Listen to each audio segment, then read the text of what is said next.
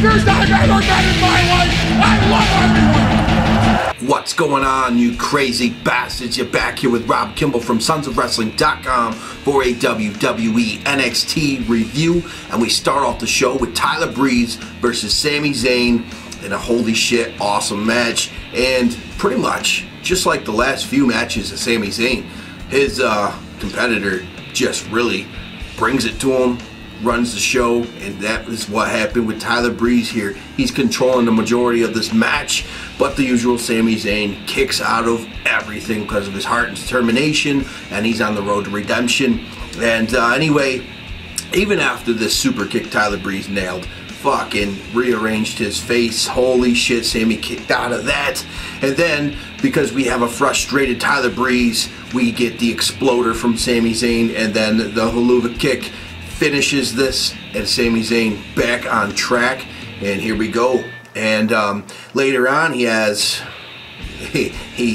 tells us what's going to happen. But anyway, because of that awesome match, awesome finish, Adrian Neville out back, he's got an interview with Renee Young, and he's happy for Sami Zayn, and he's willing to give him a title shot anytime because he's deserving. He is the #1 contender, and but he just knows that Sami can't win the big one, so he doesn't mind giving him this shot because he doesn't believe that he'll lose. So, yes, friends, but a little backstab there. Anyway, moving on. Tyson Kidd versus Dash Wilder. Tyson Kidd ran this whole entire match pretty much, and it was a slow match. We got some boring chants because, you know, let's face it, it was kind of slow. But in the end, that fisherman hook fucking neck breaker was sick from Tyson Kidd, and then he locks in the sharpshooter, picking up the victory. We didn't have Natalya ringside, none of that bullshit. Yes, we had some chants about Natty's husband or whatever, you know. That's just the way it is, that's the way it goes. But it was nice not having her there, so you didn't have that distraction. You had a straight up match. Would have liked to see a little more out of these two. Tyson Kidd was barely even sweating at the end, but hey, that's because he's very well conditioned, I guess.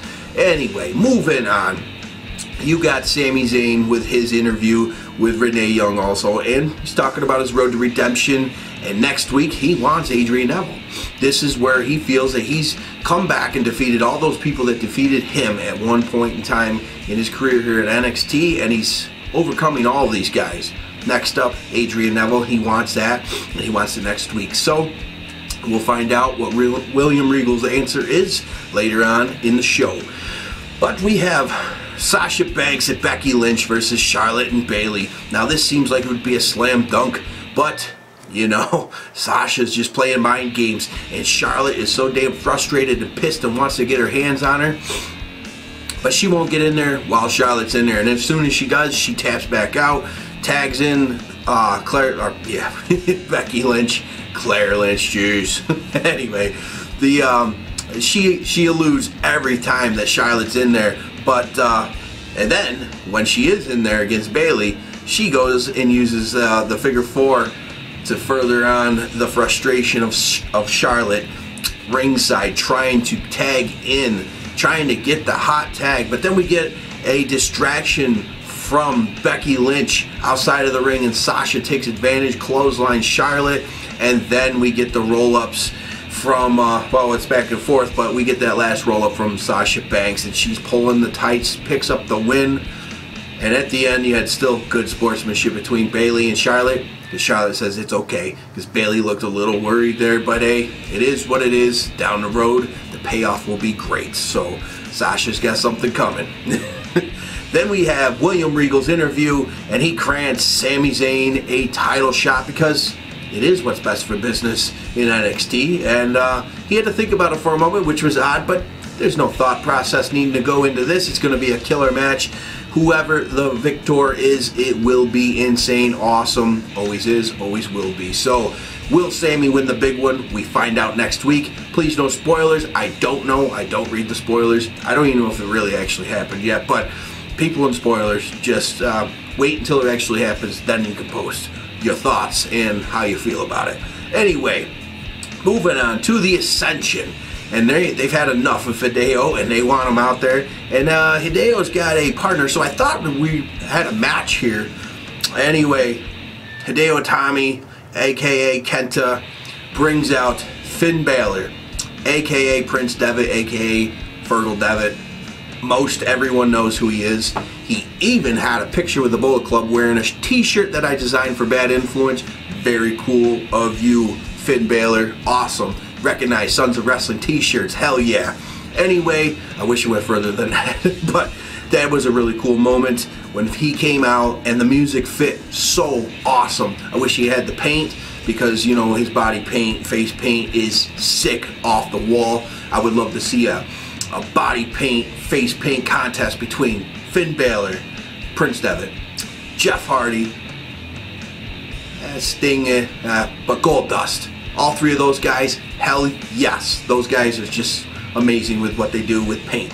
Anyway, just as you expected, Hideo Itami, Finn Balor destroy the Ascension. This isn't really a match here. Anyway, Hideo lures Connor into the middle of the ring after they're both laid out. They both get stomped down, and Prince Devitt climbs the top of the ropes and he delivers the double foot stomp to the back of Connor, planting him into the canvas. Hell yes, awesome introduction to Finn Balor. And hey, it was nice to see Hideo Itami actually they had some chemistry there. Gonna be awesome. Awesome shit to come. Hopefully their stay down in NXT isn't too long. I know Kenta wants to learn the English language before he does move up, which is smart. Hey, and some of those guys can pick up languages like that, some can't. So, you know, by next SummerSlam-ish, summertime, I expect to have some of these guys moving on up. And when's Kevin Steen coming up? And they changed his name to Kevin Owen, something like that. I think it's Kevin Owen. Anyway, it is what it is. Once you get used to the names, like Hideo Itami is actually, I don't mind it. I like it. And Finn Balor is not much different than Fergal Devitt. So, I mean, really, it is what it is. It works out, still the same talent. And they're going to have a fucking massive, colossal fucking time down there in NXT. And they're going to be heard. They're going to be seen every single week. Awesome shit. Hit the thumbs up. Support pro wrestling. Go to sonsofwrestling.com. Get yourself some kick-ass t-shirts and hoodies, including the shirt that Finn Balor wore back when he was with the Bullet Club. Bad Influence. You can get it on sonsofwrestling.com. I designed that last year for Christopher Daniels and Kazarian, and I made a few other shirts for them, but you can get that one there. And they also have it because I sold them the design they have their site on ProWrestlingTees.com along with Stone Cold. Hell yeah. Anyway, good NXT show. Until next time, peace.